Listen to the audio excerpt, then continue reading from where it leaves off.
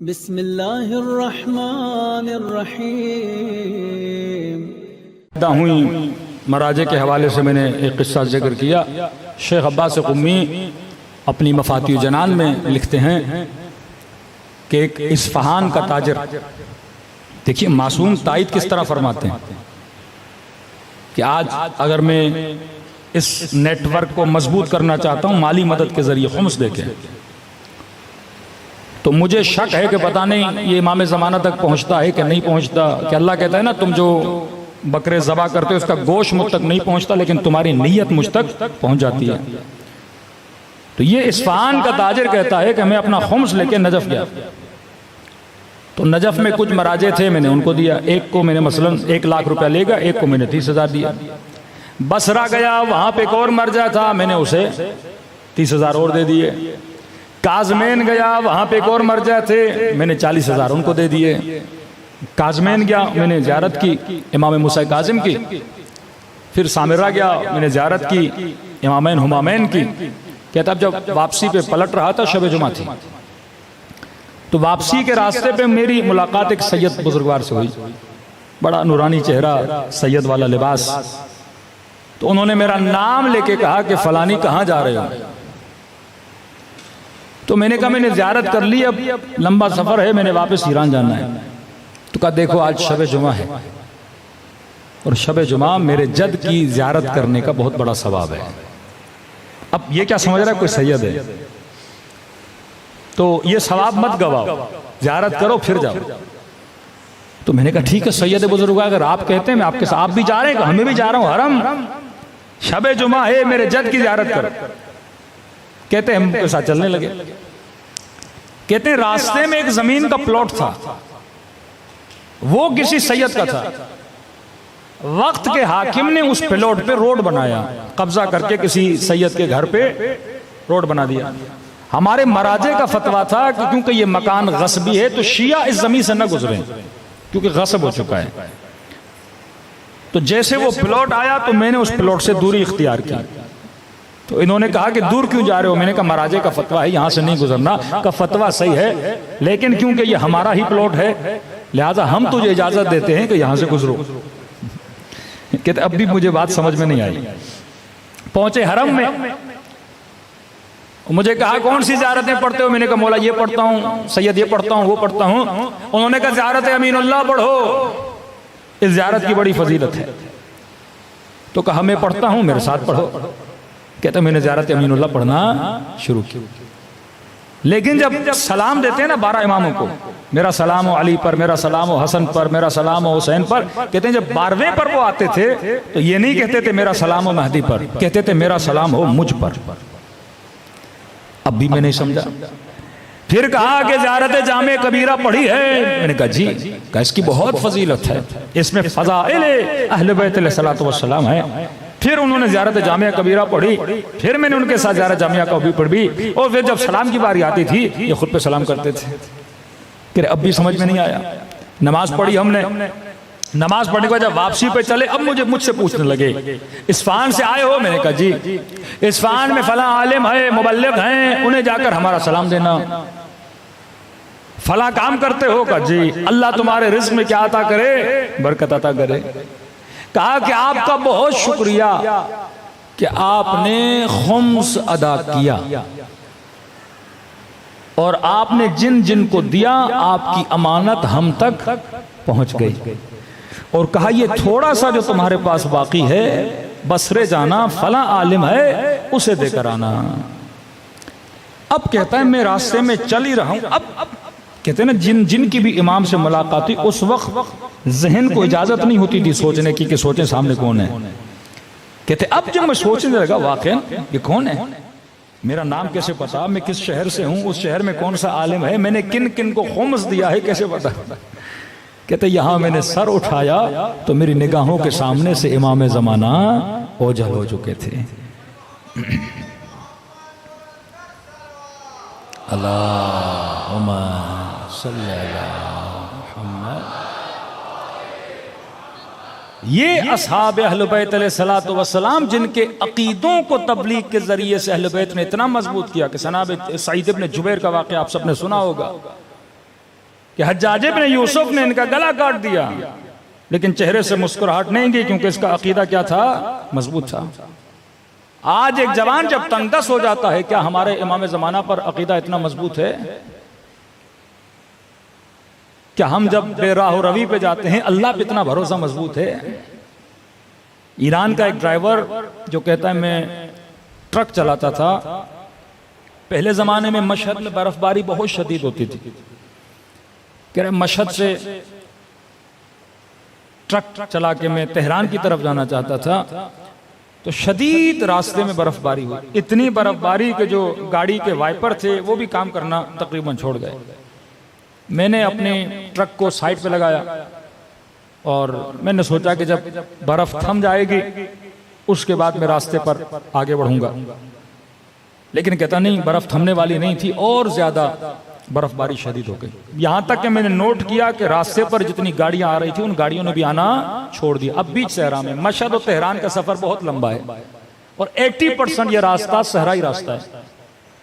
कहते मैंने कहा कोई बात नहीं, अभी भी कॉन्फिडेंस था कि कुछ भी नहीं होगा, बर्फबारी थम जाएगी। मैंने गाड़ी को बंद नहीं किया, कहीं ऐसा ना हो कि इंजन ठंडा पड़ जाए फिर इंजन स्टार्ट ना हो।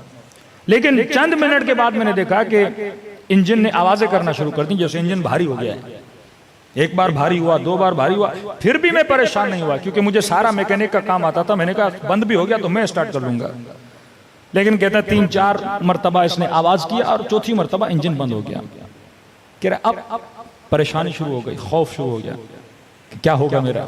मैं जल्दी से उतरा, पाना उठाया और जहां जहां तक हो सकता था मैंने इंजन को देखा। इंजन भी सही सालिम था, हर चीज मैंने चेक की। गाड़ी को स्टार्ट करना चाहा, गाड़ी स्टार्ट नहीं हुई।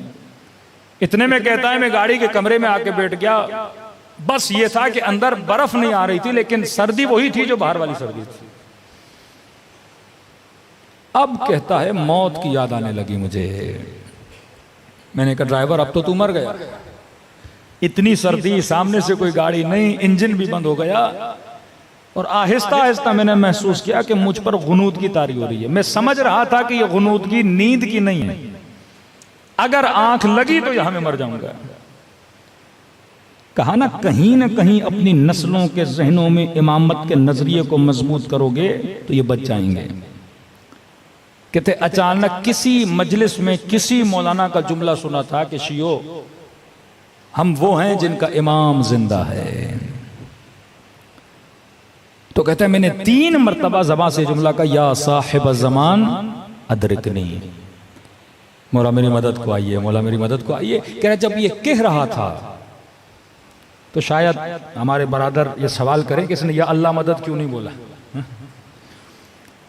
कहता है मैंने ये नहीं बोला या अल्लाह मेरी मदद कर, मैंने कहा या साहिब ज़मान अदरिकनी। खुद ही कहता है, कहता है मुझे शर्म आ रही थी कि मैं अल्लाह से मदद मांगूंगा। कि किस बात पे? कहता एक तो मैं नमाज का पाबंद नहीं था, दूसरा ये मेरे अंदर एक गुनाह है कबीरा की बीमारी थी। तो अल्लाह भी तो बोलेगा ना, अब जब मुश्किल में आए हो तो अभी मेरा नाम ले रहे हो। तो मैंने कहा इमाम ज़माना की आबरू है अल्लाह के दरबार में। तो इमाम से तवस्सुल किया कि मौला मैं बहुत गुनहगार हूं, आपसे तवस्सुल कर रहा हूं कि अल्लाह के दरबार में वसीला बन जाएं ताकि मेरे ऊपर कोई रहमत आ जाए। और मैंने वादा किया कि आज के बाद नमाज की पाबंदी करूंगा, और वो गुनाह जो मैं मिंबर से बता नहीं सकता, जो बहुत कभी गुनाह की आदत थी इसे, उस गुनाह को मैं क्या करूंगा, तर्क कर दूंगा।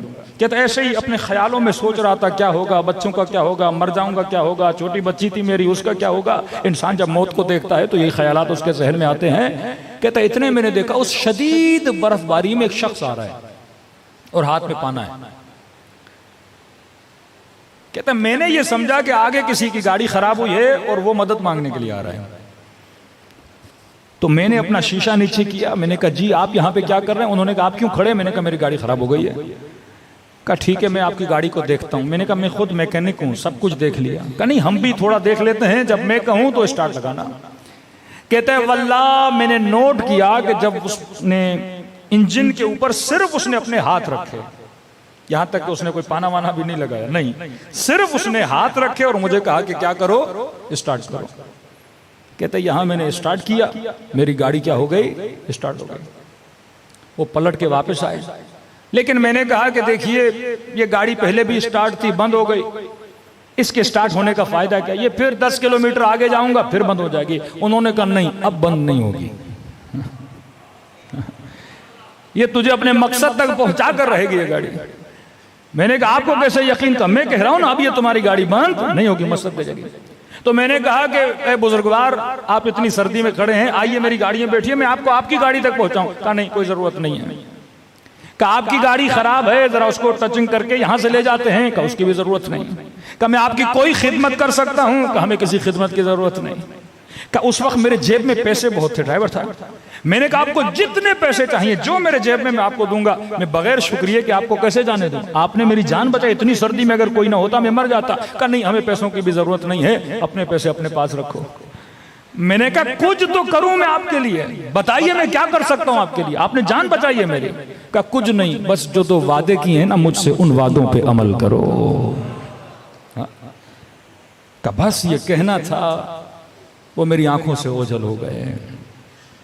ये ड्राइवर कहता है मैं गाड़ी से उतरा, कभी इधर दौड़ूं कभी उधर दौड़ूं, कभी गाड़ी के पीछे जाऊं, लेकिन मुझे नजर नहीं आते। कहते हैं गाड़ी स्टार्ट की, वहां से लेकर घर तक मेरे आंसू नहीं रुके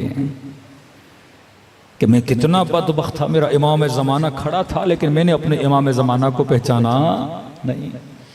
कहता देर रात को घर पहुंचा, अपने बच्चों को सुफरे पे बिठाया, बीवी को सुफरे पे बिठाया, और मैंने कहा ऐ मेरी ज़ौजा, ऐ मेरे बच्चों, आज के बाद जिंदगी गुजारने का तरीका मैं बदलने वाला हूँ। आज के बाद नमाज वक्त पे पढ़ेंगे। ज़ौजा को कहा देख आज के बाद अपने हिजाब में सुस्ती न करना। बच्चों को समझाया कि बच्चों ये करना।